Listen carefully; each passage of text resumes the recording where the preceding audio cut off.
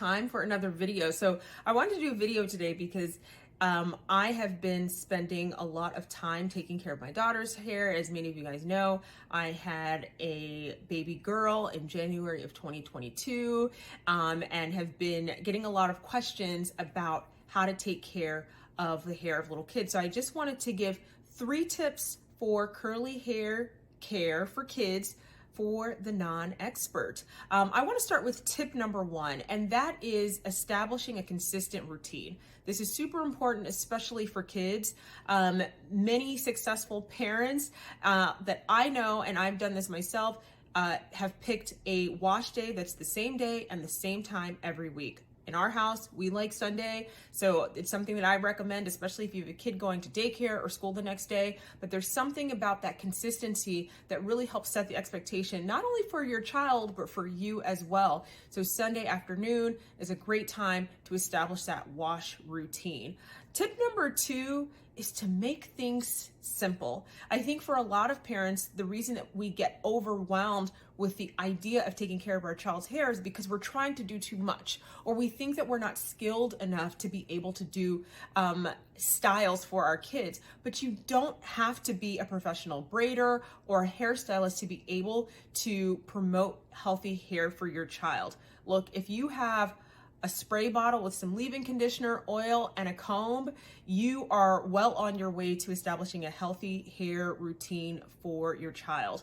What a child's hair needs the most is moisture, right? And so leave-in conditioner multiple times a week, making sure that you're conditioning with every single shampoo. That's going to mean that you're not necessarily going to use body wash for your child's hair, right? You're going to want to treat your child's hair the way you would an adult hair. So shampoo plus conditioner, and then a leave-in conditioner and oil multiple times a week to make sure that that hair is staying moisturized. Tip number 3.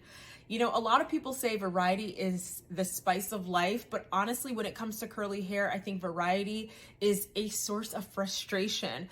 So again, we're going to simplify things.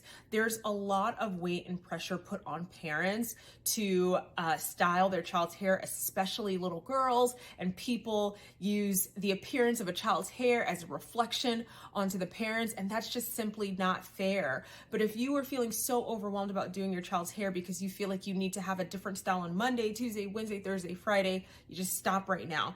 All you need are 3 styles. You need one go-to style that's going to take you 5 minutes, and maybe your go-to style is just a puff, and that is what your child wears every day of the week when they go to school. Maybe you can, put a bow or a barrette. Just keep it simple, but you need a style that is so underwhelming that you feel comfortable doing it every day if you have to, right? Then you need a 15-minute style. And that 15-minute style may be a style that, if she has a birthday party, you feel comfortable, sending your child to the birthday party with this style, or maybe you do it on the weekends for church. So that's your 15-minute style. And then you need one 30-minute style that's for a really big occasion that you feel comfortable doing yourself, right? That's the important part here.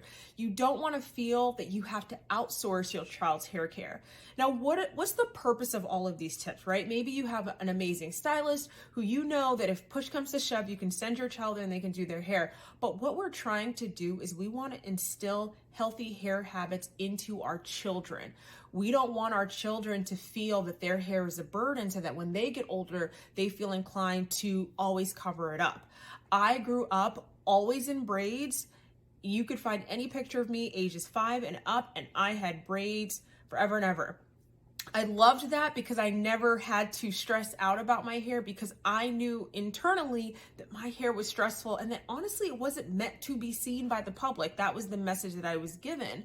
And so by the time I grew up, I was still continuing that and experienced a lot of hair damage until I became a dermatologist and started meeting patients in similar predicaments or worse, and learning that I had to kind of reprogram myself. And so you have to think long term. We want our children to know that their hair is beautiful. We want our children to feel like their hair is not a burden, and we want them to feel like it will be easy for them to take over care of their hair, honestly, once they hit high school. So again, coming up with 3 styles that are very reliable, are consistent, and that you feel comfortable doing without feeling overwhelmed is really all you need. So I hope these tips have been helpful. I will share some of these tips in a blog post as well.